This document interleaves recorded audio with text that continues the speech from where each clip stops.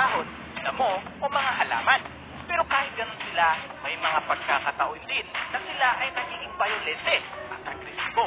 Huwag mo pag-uusgahan ng mga hipo na sila ay tamadlang at mga matatabang hayop sa animal kingdom at sila ay tinatagurian din bilang isa sa mga pinakadelikadong hayop sa buong mundo. Kahit na ang ibang delikadong hayop na katulad ng isang buhaya at alligator ay ayaw silang makalaban.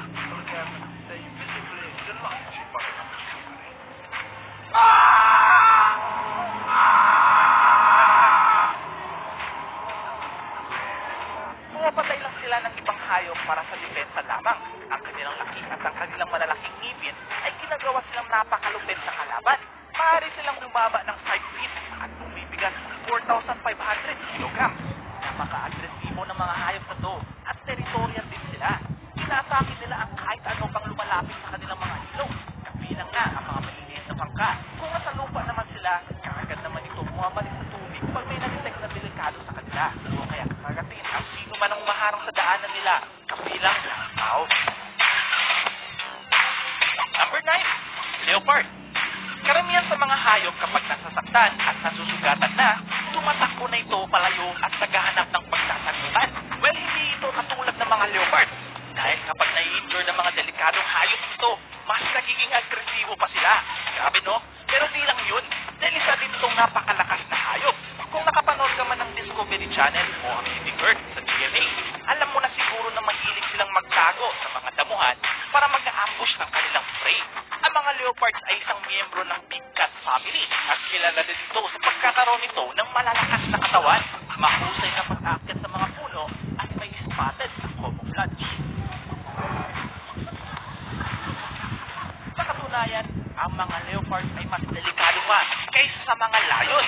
Ang mga leopards kasi ay mas tahimik at unexpected na hunters at mahilig silang tumarget ng mga tao dahil sa laki nito. Kasi nga daw para sa kanila, yung mga tao mabagal lang maglakad o tumakbo. Kaya favorite nila itong prey. Kaya dahil dito, sila ay kasama sa mga pinakadelikadong hayop laban sa mga tao. Number 8, cheetah.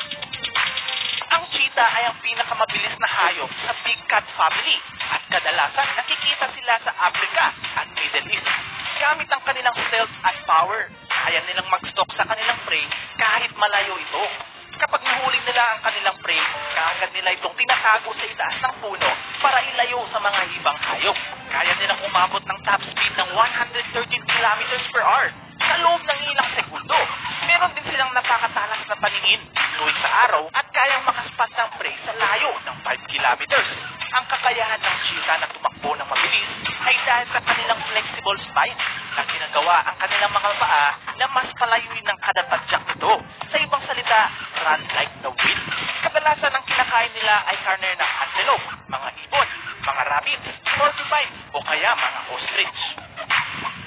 Number 7, polar bear. Huwag kang maluloko sa cute at fluffy nitong itsura. Dahil di katulad ng mga ibang hayop sa lista natin ngayon, ang mga hayop na to ay hindi takot sa mga tao.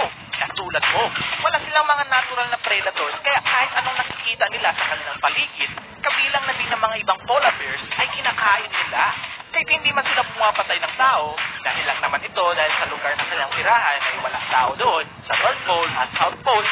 Ang bigat ng isang polar bear ay doble pa sa bigat ng isang Siberian tiger. Ang isang matandang lalaking polar bear ay may bigat na 400 to 600 kilograms. Meron din silang matalas na pangamoy, paningin at pandinig na tumutulong sa kanila para ma-survive ang matinding lamig sa Arctic. Number 6, elephant. Ang pinakamalaking land mammal sa Earth ay ang African elephant na may bigat na umaabot ng hanggang 8 tons o kaya 8,000 kilograms. Kilala ang elephant sa pagkakaroon nito ng malaking katawan, malalaking tenga, at mahahabang ilong. Ang lahat ng African elephant, kabilang na ang mga babae, ay may mga tusks o sungay. Ang mga African elephants, especially na yung mga matatanda at mababatang lalaki, ay napaka-agresibo kaya hindi mo to ginagalaw. Ang karamihan sa mga kamatayan na dinulot ng mga elephants ay dahil sa pagkatapak nito sa mga tao. Sa mga lugar na ang poaching ay palaging nangyayari o kaya mga nasitreten na ang habitat nila, ang mga elepante dito ay mas agresibo. Umaatake din sila na kahit walang warning. Kaya din nilang pumatay ng ibang hayop at tumutulong din sa mga ibang hayop na nangangailangan din ng tulong. Maraming mga cases na ang naganap na kung saan ang mga elepante na to ay pinatay nila ang kanilang mga trainer at mga zookeepers din. May bigat sila ng 7,000 kilograms at tangkad na 30 feet. At huwag mo nang pag-isipan na maghanap ng away laban sa kanila. Number 5, rhinoceros. Ang mga malalaking nakakatakot na sungay nito ay winawarningan ka na kung anong klaseng hayop sila. Ang mga rhinoceros ay kilala dahil sa kanilang mga malalaking katawan, paa, at isa o kaya dalawang sungay nito sa ulo. Ang mga pagkamatay ng tao dahil sa rhino ay normal na lang sa mga ibang parte ng ating mundo. Dahil meron silang malabong paningin, madali lang silang nagugulat at kapag nakita ka na nito, talagang napakahirap mong takasan. Maliban na lang kung kaya mong tumakbo ng mas mabilis pa sa 65 kilometers per hour. And sa speed na yun, sobrang bilis na yun, ano? Ang mga rhinoceros ay malalaki, mabilis, at napakatapang na mandirigma kung gugustuhin nila. Kapag kasi nakipil nila na may delikadong nagaganap sa kanilang paligid, hinaharap nila ito at kasama ng kanilang mga malalaking katawan at tumatak diretso sa kanilang target. Iniisip mo siguro na ginagamit nila ang kanilang mga sungay sa pakipaglaban. Pero sa katunayan, ginagamit lang nila ang kanilang mga ngipin pati na rin ang kanilang laki at bilis. Ang isang rhino attack ay kayang mapatumba ang isang kotse kahit may mga tao pa ito sa loob. Number 4, crocodile. May 23 species ng kilalang crocodile yan ang nasa mundo natin. At ang saltwater at Nile crocodile ang pinakadelikado sa kanila. Bilang isang napakalaking reptile sa buong mundo, sila ay nakapatay ng halos 100 na katao sa isang taon. Ang mga crocodiles ay nakatira sa mga tropic areas ng Africa, Asia at Australia sa mga mababagal na agos ng ilog at lawa. Ang kanilang mata, long at tenga ay nakalagay sa itaas ng kanilang ulo, kaya dahil dito ay nakikita at naririnig nila ang kanilang mga prey. Maaari silang humaba ng 5 to 20 feet at maaaring makapatay ng 800 na katao sa isang taon. At may mga pagkakataon na mas hindi silang umaatake, pero hindi naman nagdudulot ng pagkamatay. At marami na mga cases na katulad ito sa Pilipinas. Ang isang saltwater crocodile ay napakabilis at matigas. Ang kanilang mga kagat ay may pressure na umaabot ng 3,000 pounds per square inch.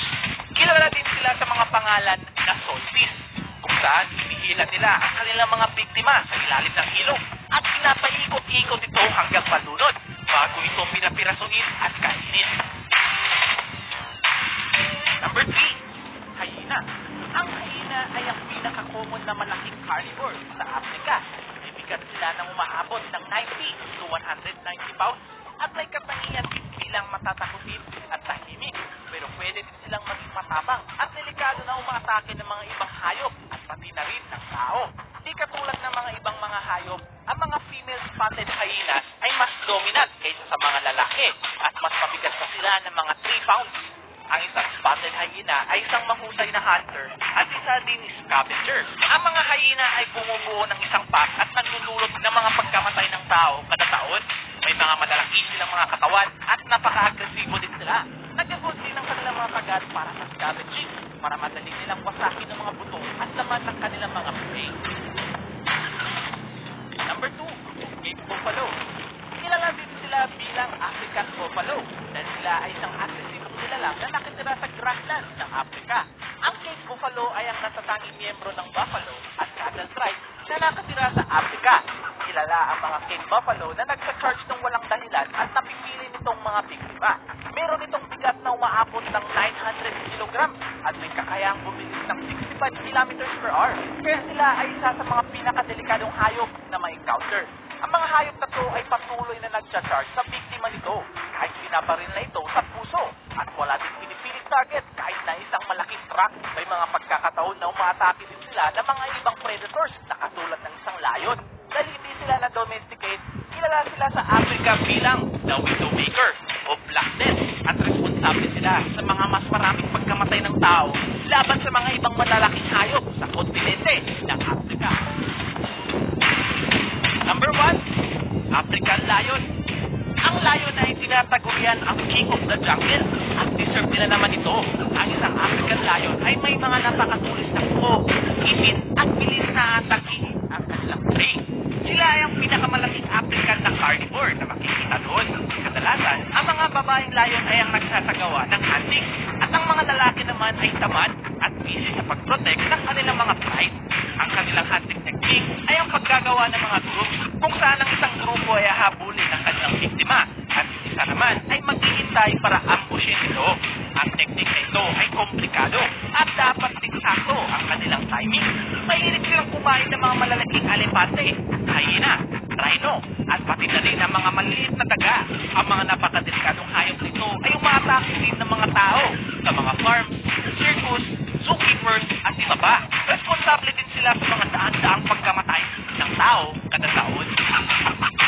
Ang ating mundo ay napaka-misteryoso at puno din ng mga nakakabighaning nilalang. Pero mas mainam kapag iwasan mo na din ang mga hayop na